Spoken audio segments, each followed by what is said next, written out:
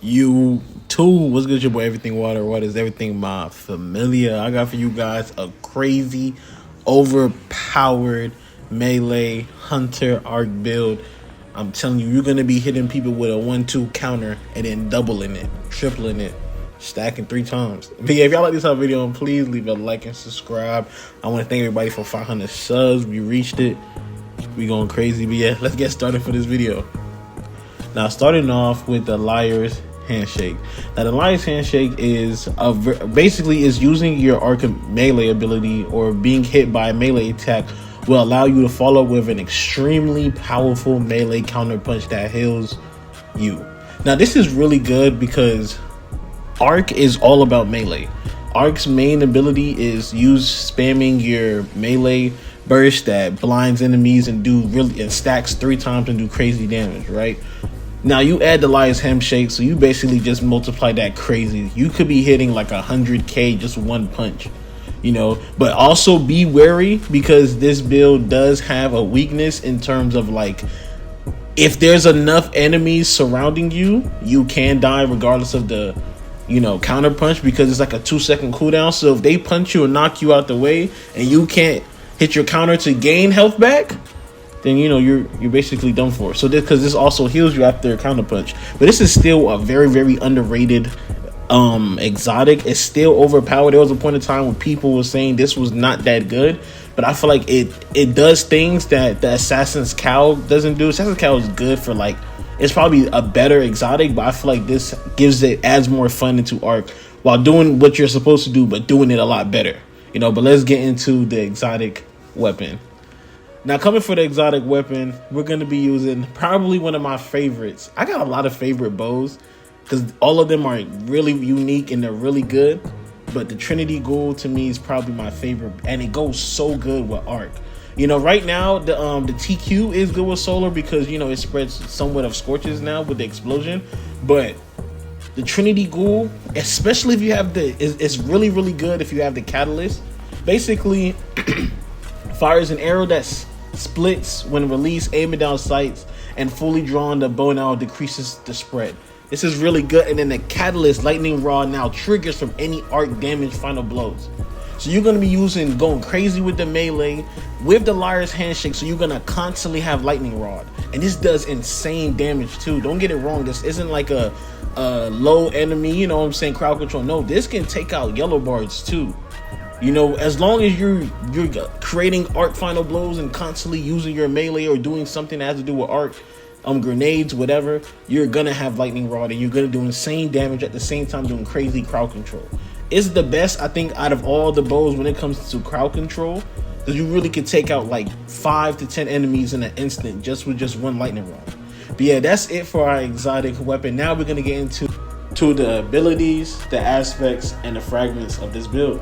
Let's get it. Alright, starting off with this build, we're going to be using Gathering Storm. It's better than Arc Staff, one, because it's good for boss damage, and it has a slower recovery.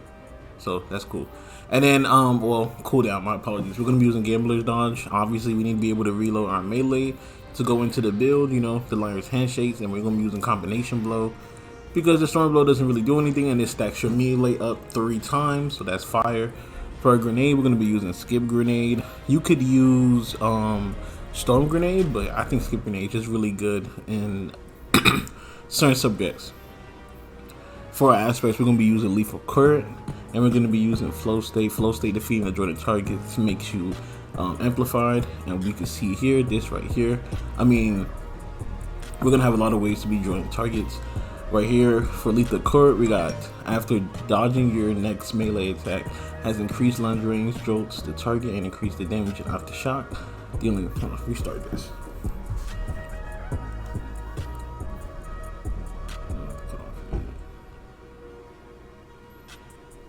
Alright, starting off, we're going to be using Gathering Storm. We're not going to be using Arc Storm because, one, Gathering Storm is just good for boss damage, and Arc Storm has a longer cooldown. For our ability, we're going to be using Gambler's Dodge, obviously, because of the whole build. We're going to be using the Liar's Handshake, so we need to be able to get our melee back. We're gonna be using combination blow. For our grenade, we got skip grenades. Honestly, you can use storm grenades. They both work together.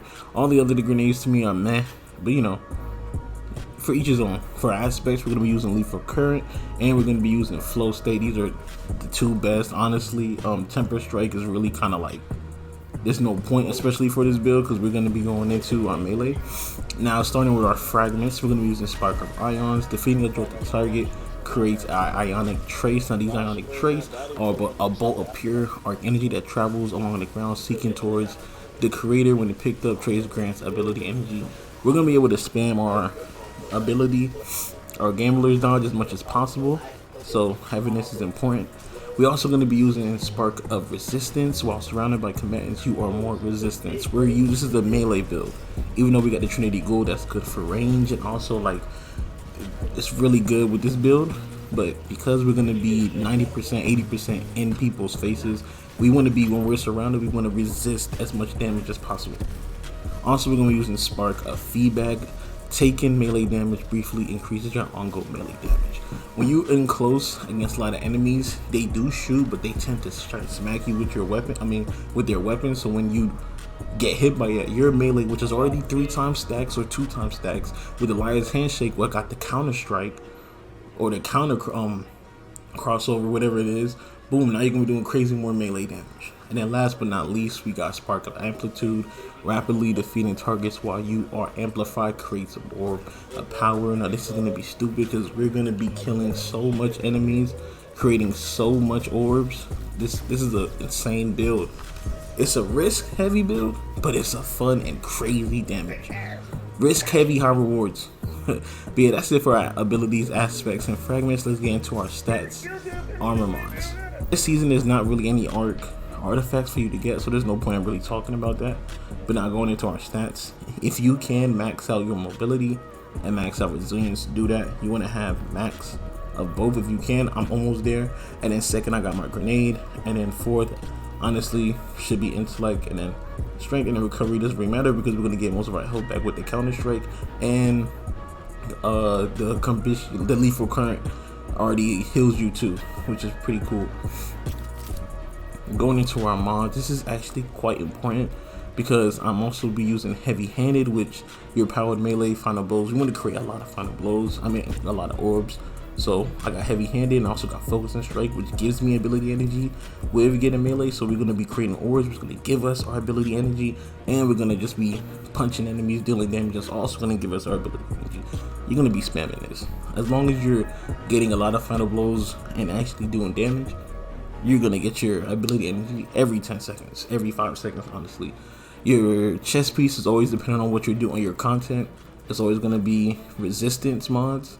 And I'm also using Absolution for both because these are really good. Reduce all cooldowns each time you pick up overpower. These are worth 3 points of your mods. These are important. And then obviously we got Powerful Attraction, Reaper, and Outreach.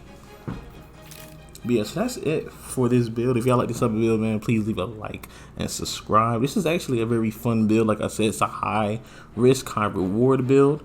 There's gonna be times where you feel like your cross counter will not open, or because it's only a 2-second window. So if you don't punch them in those 2 seconds, you most likely, especially if your health is low, you might die. So keep that in mind. Even though this is a strong build, it is a high risk. You're gonna be doing crazy damage, like meleeing enemies, but at the same time putting yourself at risk at dying, because once that cross counter is gone and you don't take that 2 seconds, and maybe you might react at third and you punch him and you don't get your health back, you're cooked. But yeah, but that's it for this video, man. Please leave a like and subscribe to Everything What Is Everything My Familia. I'm out.